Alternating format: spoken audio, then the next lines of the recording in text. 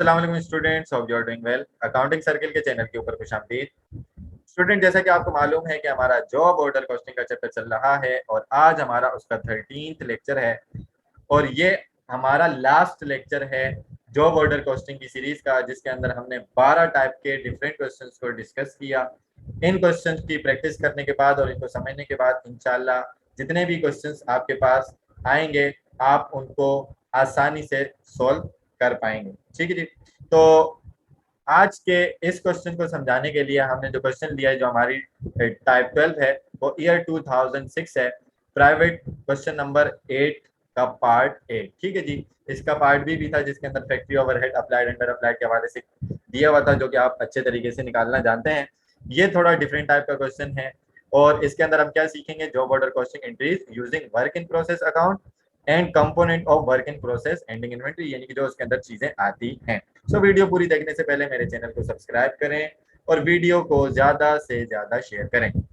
So question में क्या कह रहा है, क्वेश्चन में कहता है कि Masterson uses job order costing system, factory overhead is charge to individual job through the usage of predetermined overhead rates based on direct labour cost. ठीक है ना।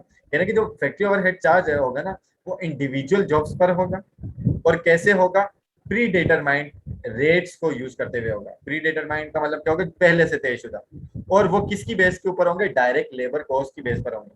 व्हाट इफ अगर आपको डायरेक्ट लेबर कॉस्ट दी हुई है और factory overhead दिया हुआ है और रेट नहीं दिया हुआ, तो इन दोनों की मदद से निकालना पड़ेगा। अगर पहले से रेट गिवन है तो आपको निकालने की जरूरत नहीं। ठीक है जी। सो आगे क्या करें, the following appear in the companies goods in process account for the month of January. ठीक है ना। वर्क इन प्रोसेस के अंदर या गुड्स इन प्रोसेस के अंदर इस मंथ में आपके पास 2006 में क्या अपेयर हुआ, debit to account balance on January. ठीक है ना। वर्क इन प्रोसेस आपके पास पहले से जो काम चलता हुआ आ रहा है वो कितना है, 10,300 रुपए का है। उसके बाद इस मंथ में यानी कि जनवरी 2006 में आपने रॉ मटेरियल, देखे ना, आप टी अकाउंट जब बनाते हैं और जो एंट्रीज बनाते हैं वर्क इन प्रोसेस के हवाले से मैं बात कर रहा हूँ, क्योंकि ये वर्क इन प्रोसेस का आपके पास दिया हुआ है। तो जब वर्क इन प्रोसेस का जो बैलेंस होता है वो इस साइड पर होता है, तो 10,300 आपने यहाँ पर लिखा। ठीक है ना। इस तरीके से ये जो है वो डेटा मौजूद है। ये आपके पास 5 बन गया है, इसको मैं मिटा देता हूँ। ठीक है ना। 10,300 है जो कि आपका बिगिनिंग बैलेंस है।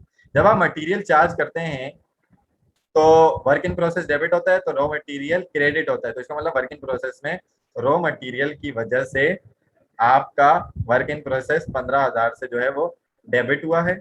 और जब डायरेक्ट लेबर आप चार्ज करते हैं 9,000 पे, 9,000 की है तो 9,000 यहाँ आ जाएगा डायरेक्ट लेबर की वजह से। ठीक है ना। और एफ आपने इनकट किया तो इसी तरीके से ये भी आपके पास आ जाएगा। तो टोटल जो आपके पास गिवन है, आगे मैं इसको एक्सप्लेन करूंगा अभी, तो वो 46,000 का आपका वर्क इन प्रोसेस बिगिनिंग का और जो चार्ज सब किया वो मौजूद है।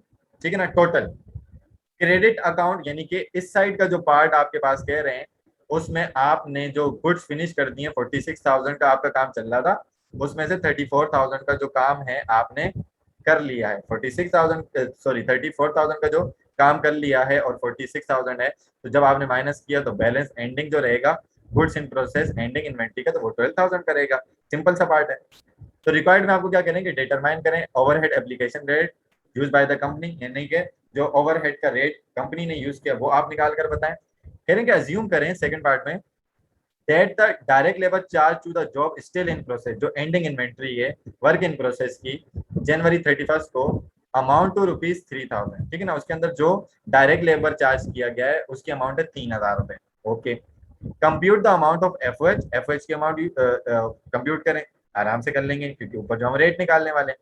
And amount of raw material which have been charge to these jobs as on January 31, 2006। ठीक है ना। और आपने रॉ मटेरियल भी निकालना है जो कि एंडिंग इन्वेंट्री की जॉब में चार्ज किया गया। अब आपको ये बात मालूम है कि भाई एंडिंग इन्वेंट्री आपके पास कितनी है, 12,000 है। Work in process ending inventory 12,000 है। उसके अंदर 3 तो आपको डायरेक्ट लेबर बोल दिया, एफ आप रेट से निकाल लेंगे तो बाकी बचा गया 12 में से 3, और जो एफ आया उसको माइनस किया तो रॉ मटेरियल निकल आ जाएगा। इसमें परेशान होने की क्या जरूरत है, बिल्कुल परेशान होने की जरूरत नहीं।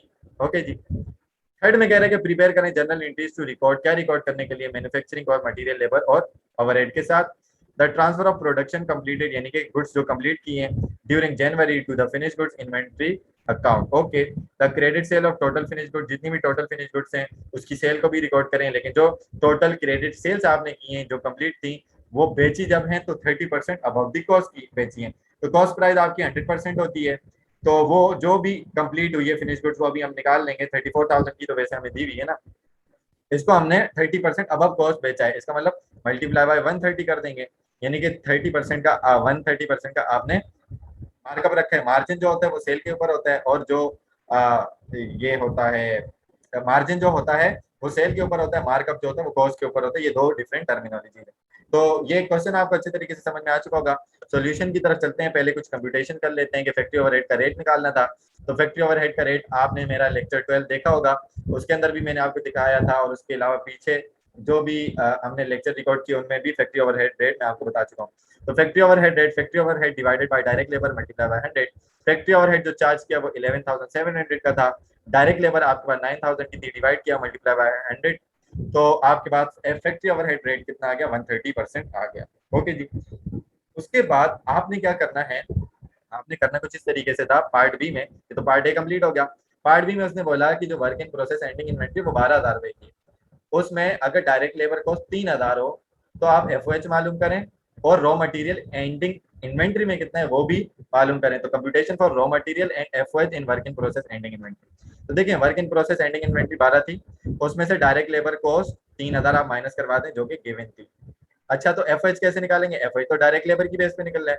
डायरेक्ट लेबर 3,000 था, उसका 130%, अभी तो रेट निकाला है भाई, कंफ्यूज क्यों हो रहे हैं आप लोग, कंफ्यूज नहीं होना। 130% कितना आएगा, 3,900 का। तो ये दोनों चीजें आ गई, तीन चीजें मौजूद हैं, एक मालूम करनी है। तो 12,000 रुपए में से ये 6,900 माइनस करवाया तो रॉ मटेरियल कितना आ गया, 5,100। यानी कि जो आपकी work in process ending inventory है जिस पर काम चल रहा है उसमें रॉ मटेरियल 5,100 रुपए का शामिल है। ठीक है जी। तो ये दो पार्ट हो गए। थर्ड पार्ट में उसने बोला कि भाई आप क्या करें, इंक्रीज बनाए, ठीक है ना, जो आप कॉस्ट ऑफ गुड्स मैन्युफैक्चर की बनाते हैं, यानी कि वर्क इन प्रोसेस डेबिट कर देंगे। रॉ मटेरियल आपका चार्ज हुआ 15,000 रुपए का, 9,000 रुपए की आपकी डायरेक्ट लेबर कॉस्ट, और 11,700 रुपए की आपकी एफ अप्लाइड की अमाउंट भी आ जाएगी। तो टोटल मिलाकर जो आपका वर्क इन प्रोसेस जो काम चल रहा था वो 35,700 रुपए का चल रहा था। उसमें से उसने खुद यहाँ पीछे बताया कि आपने जो गुड्स फिनिश किए वो 34,000 की किए, ठीक है ना, ट्रांसफर टू फिनिश गुड्स। तो ये यहाँ पर इसकी एंट्री भी बन जाएगी। फिनिश गुड्स की एंट्री आप जानते हैं, finish goods debit, work in process credit, 34,000 rupees से बन जाएगा to record cost of goods manufacture. ठीक है जी। उसके बाद cost of goods sold, cost of goods sold आपके पास कितनी आ जाएगी, जितना था उतना भेज दिया, यहाँ अमाउंट लिखना भूल गया, यहाँ पर भी 34,000 ही आ जाएगा, क्योंकि उसने एंडिंग इन्वेंट्री के हवाले से नहीं बताया, जितना बनाया उतना बेच दिया, लेकिन जो बेचा वो 30% अबव दी कॉस्ट बेचा। ठीक है ना, 34,000 की cost of goods sold debit, 34,000 से जितना माल बनाया वो बेच दिया, 34,000 credit to record the cost of goods sold. लेकिन ये जो बेचा उधार पर बेचा, क्रेडिट सेल उसने बोल दिया 30% अबव दी कॉस्ट बेचा है, ठीक है ना। तो अकाउंट रिसीवेबल आपके पास डेबिट हो जाएगा और सेल्स आपके पास क्रेडिट हो जाएगा। इसमें भी अमाउंट लिखना भूल गया। तो 34,000 मल्टीप्लाई बाय 130% जब आप करेंगे तो ये आपके पास कितनी अमाउंट आ जाएगी, 44,200 आ जाएगा। यानी कि आपने 34,000 रुपए का जो माल बेचा है ना, 34,000 रुपए का माल आपने बेच दिया 44,200 रुपीज का। ठीक है जी। तो ये आपने माल बेचा है, ये अमाउंट मैंने यहाँ पर लिख दी है, तो ये आप इसको देख सकते हैं। सो आई होप कि आपको ये क्वेश्चन आखिरी टाइप बिल्कुल अच्छे तरीके से समझ में आ चुकी होगी। अगर इसके अंदर कोई कंफ्यूजन होती है या कोई बात समझ में नहीं आती तो आप कमेंट सेक्शन में क्वेश्चन करके पूछ सकते हैं।